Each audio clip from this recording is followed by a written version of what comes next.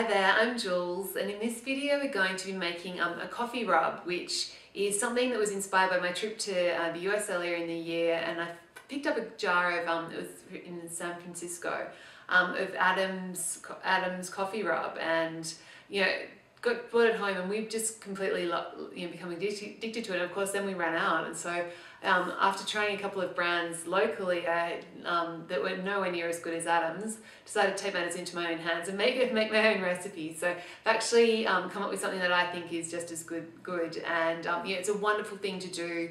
It works really well on chicken or beef or pretty much any kind of barbecued meat. And I think it would also be lovely on some halloumi. So we'll hop into the kitchen and I'll show you how to make the rub. I've got some black pepper here, so 240 grams.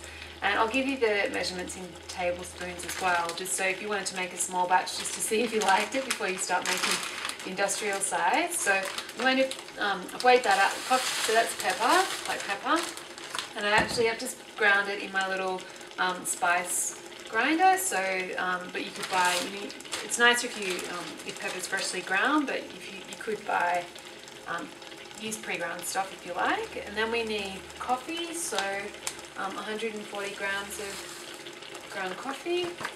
Then we want some ground cumin, so only 10 grams of that. So that's just adding some background spice, but it can easily dominate and make your rub taste quite curry-ish. So it's like nice rounding spice, but that's why we just need a little bit of cumin.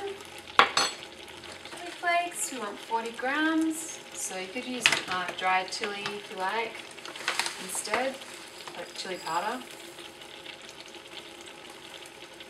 And with the weight it'll be about the same intensity, so you'll need about the same amount, but if you don't like chili, just add less, or you can even skip the chili altogether. Last ingredient, some salt. So I'm using some fine grain sea salt, it's iodized, and we want 100 grams of that.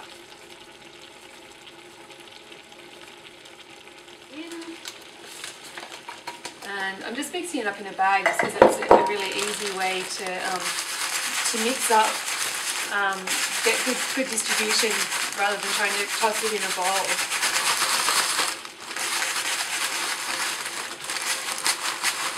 And that's our coffee rub done. So we'll just I'm just going to pop it into containers. So you can pop it into plastic bags or whatever you feel like.